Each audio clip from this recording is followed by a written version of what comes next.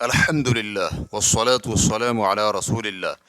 چاولوں کا تھیلا تحفے میں ملا تو کیا اس میں سے فطرانہ ادا کر سکتا ہے؟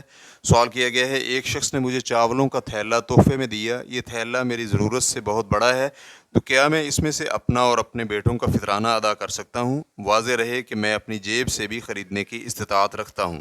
الجواب بعون اللہ سبحانہ و تعالی، اس میں کوئی حرج نہیں ہے کہ آپ اپنی طرف سے اور اپنے بیٹوں کی جانب سے چاولوں کے اس تھیلے سے فطرانہ ادا کریں جو آپ کو بطور تحفہ ملا ہے، کیونکہ تحفہ جس کو دیا جاتا ہے وہ اس کی ملکیت ہوتا ہے، وہ جیسے چاہے اس میں تصرف کر سکتا ہے، اس کی مرضی سے اسے فروخت کر سکتا ہے، یا کسی کو تحفہ دے دے یا صدقہ کر دے یا کچھ بھی کر سکتا ہے۔ بلکہ اہل علم رحمہ اللہ نے صراحت کی ہے کہ جب کسی غریب آدمی کے پاس مالدار لوگوں کی جانب سے اتنا فطرانہ جمع ہو جائے جو اس کی اور اس کے اہل خانہ کی ضرورت سے زائد ہو، تو وہ بھی موصول ہونے والے فطرانے سے اپنا فطرانہ ادا کرے گا۔ شیخ ابن باز رحمہ اللہ سے پوچھا گیا، ایک فقیر آدمی لوگوں کا فطرانہ وصول کرتا ہے تو کیا وصول شدہ فطرانے میں سے اپنی طرف سے بھی فطرانہ ادا کرے گا؟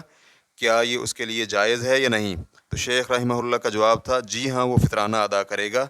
اگر فطرانہ عید سے پہلے وصول کرے تو اپنی طرف سے فطرانہ ادا کرے گا، لیکن اگر عید کے بعد فطرانہ اس تک پہنچے تو پھر اس پر کچھ نہیں ہے۔ وہ اتنا غریب ہے کہ عید کی رات تک اس کے پاس اپنی طرف سے یا اپنے اہل خانہ کے ہر فرد کی طرف سے ایک سا فطرانہ ادا کرنے کی سکت نہیں ہے، تو اس پر کچھ نہیں ہے۔